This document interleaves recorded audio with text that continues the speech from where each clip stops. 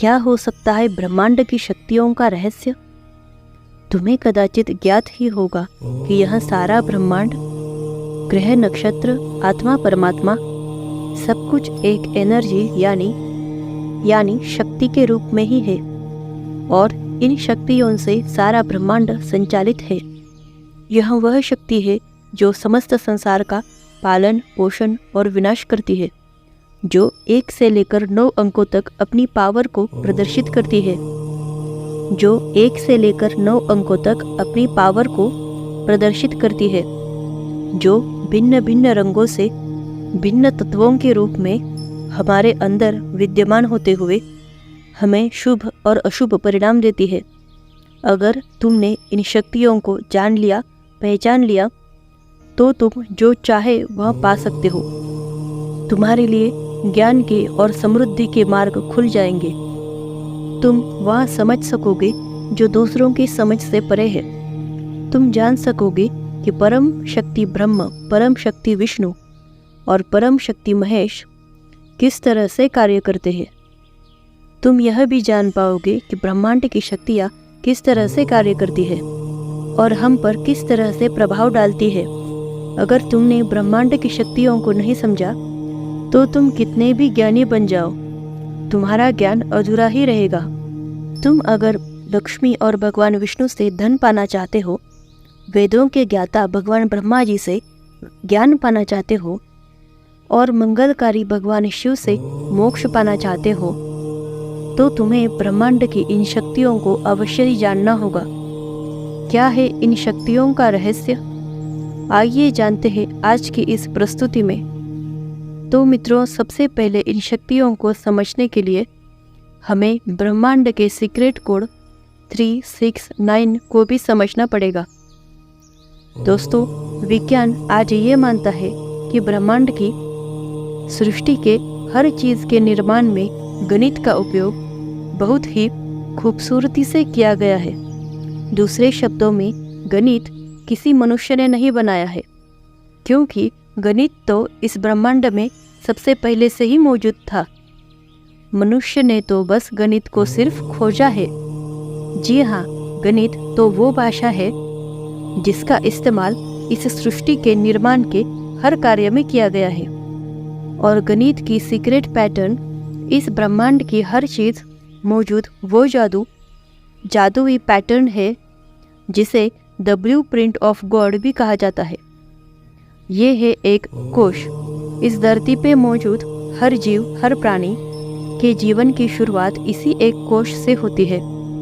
फिर ये कोश डबल होकर 2 कोश में परिवर्तित हो जाता है, 2 से 4 में, 4 से 8 में, 8 को 16 में और 16 कोश 32 में। और ये प्रोसेस ऐसे ही निरंतर चलता रहता है। और अगर हम इस प्रोसेस को मैथमेटिकल अरेंज करें तो हमें ये सीक्वेंस मिलती है। अब इस सीक्वेंस के हर मल्टी डिजिट नंबर को 1 डिजिट में बदलने के लिए हम डिजिटल रूट मेथड का इस्तेमाल करेंगे और ऐसा करने से ये सीक्वेंस सामने आती है 124875 124875 और अनंत तक यही सीक्वेंस मिलती रहती है।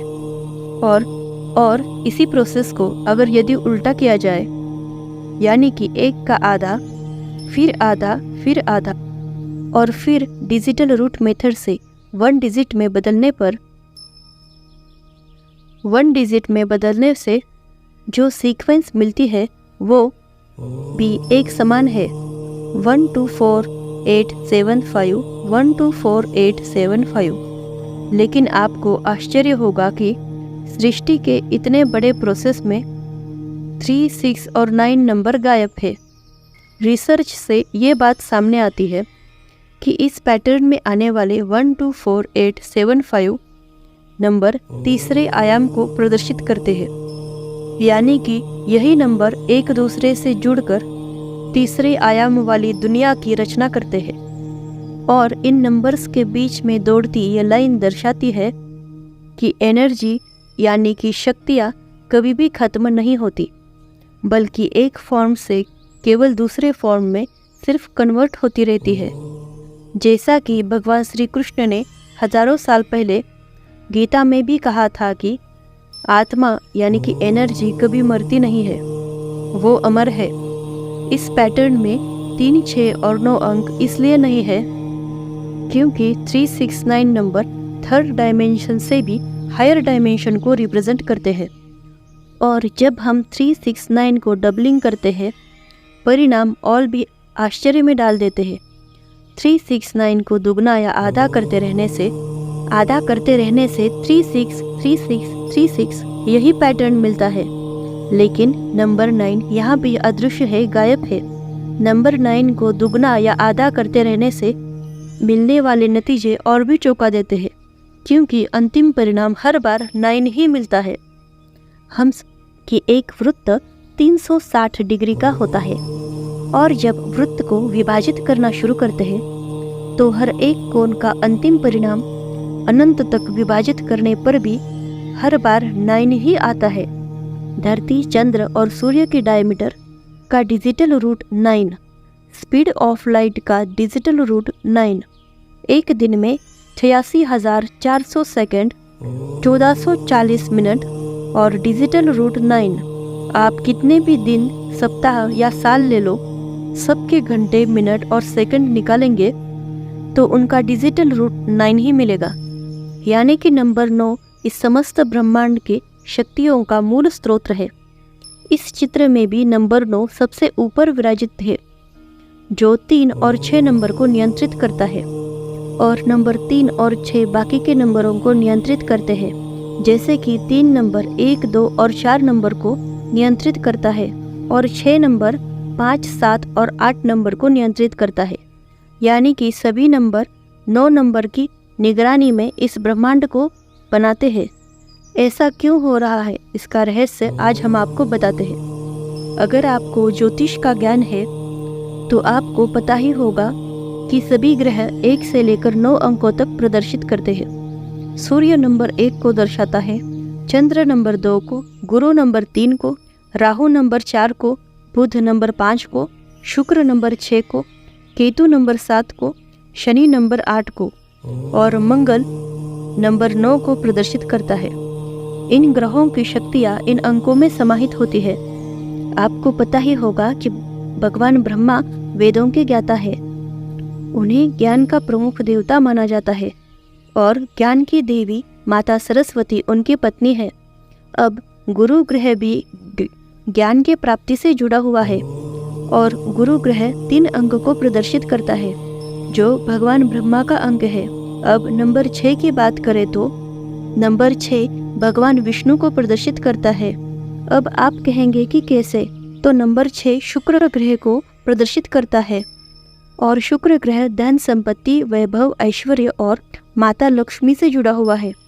और माता लक्ष्मी भगवान विष्णु की पत्नी है, और संसार के पालन पोषण के लिए धन संपत्ति यानी कि लक्ष्मी की आवश्यकता होती है, चाहे फिर वो किसी भी रूप में हो, जैसे कि रुपया, अन्न, जल, रस, विद्युत इत्यादि।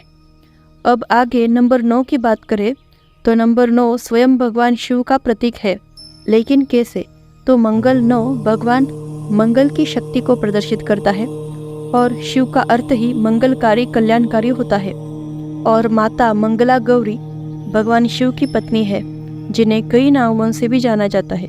अब इस ब्रह्मांड को 2 तरह की शक्तियाँ चलायमान रखती है, एक है मेल एनर्जी और दूसरी है फीमेल एनर्जी। और यंत्रों के निर्माण में मेल एनर्जी को ऊपर की ओर पॉइंट करते ट्रायंगल से दर्शाया जाता है, और फीमेल एनर्जी को नीचे की ओर पॉइंट करके ट्रायंगल से दर्शाया जाता है। और हमारे सनातन धर्म में ब्रह्मा, विष्णु और महेश को मेल एनर्जी के रूप में बताया जाता है, और सरस्वती, लक्ष्मी और पार्वती को फीमेल के एनर्जी के रूप में बताया जाता है। अब इन दोनों शक्तियों के मिलने पर कुछ ऐसा आकार बनता है जिनमें हर एक में 6 कोने बनते हैं, जिसका मूलांक 9 ही बनता है। अब हम पंचतत्व की शक्तियों के बारे में बताते हैं। पृथ्वी, जल, तेज, वायु और आकाश, इन पंचतत्वों से पूरा ब्रह्मांड बना है और चलायमान होता है। सभी पदार्थ और भौतिक जगत पृथ्वी तत्व से बना हुआ है, और इस पृथ्वी तत्व को बनाने वाले ब्रह्मा जी है। साथ में 3 नंबर का अंक पृथ्वी तत्व को संदर्भित करता है। पृथ्वी तत्व को बनाने वाला सूक्ष्म अणु भी 3 तत्वों से बना हुआ है, जिसे हम कहते हैं इलेक्ट्रॉन, न्यूट्रॉन और प्रोटॉन। गुरुत्व यानी कि भारीपन, गुरुत्व आकर्षण उसका गुण है। अब बात करते हैं जल तत्व की। जल तत्व भगवान विष्णु की शक्ति को प्रदर्शित करता है। जल का मतलब होता है प्रवाही, जो प्रवाहित है, जैसे कि जल, विद्युत, चुंबकत्व, ऐसे सभी तत्व जो जल की तरह प्रवाहित होकर सृष्टि का संरक्षण करते हैं, बनाए रखते हैं। भगवान विष्णु का निवास जल तत्व में ही बताया गया है और इसीलिए इनका एक नाम नारायण ही है, मतलब जल में वास करने वाले। अब बात करते हैं तेज तत्व की। तेज तत्व भगवान शिव से जुड़ा हुआ है। भगवान शिव ज्योति रूप है, इसलिए इनकी पूजन ज्योतिर्लिंग रूप में किया जाता है और ज्योति तेज तत्व को प्रदर्शित करती है। तेज तत्व मंगलकारी भी है और विनाशकारी भी है। जैसे कि सूर्य की तेज से समस्त जीव सृष्टि जीवित है और अगर यही सूर्य अपनी उष्णता को बढ़ा देगा तो समस्त जीव सृष्टि का भी विनाश हो जाएगा। इसी तरह आकाश और तेज तत्व की शक्ति नंबर 1 से संबंधित है, जल और वायु तत्व की शक्ति नंबर 2 के साथ, वायु और आकाश तत्व की शक्ति नंबर 4 के साथ, पृथ्वी और वायु तत्व की शक्ति नंबर 5 के साथ, आकाश और वायु की शक्ति नंबर 7 के साथ, पृथ्वी और जल तत्व की शक्ति नंबर 8 के साथ ऊपर की ओर स्थित रहती है। इसी तरह सभी पंचतत्व, ग्रह, नक्षत्र, देवी देवताओं की शक्ति समस्त ब्रह्मांड को उत्पन्न करती है, संचालित करती है और उसका विनाश भी करती है। और इन्हीं सभी शक्तियों का प्रभाव हमारे जीवन पर भी पड़ता है। और अगर आप इन शक्तियों के बारे में अधिक जानकारी प्राप्त करना चाहते हैं तो चैनल को सब्सक्राइब करना ना भूलें और इस वीडियो को लाइक और शेयर करें। हम जल्द ही आपके लिए इसका पार्ट 2 बनवा कर लाएंगे। राधे राधे दोस्तों।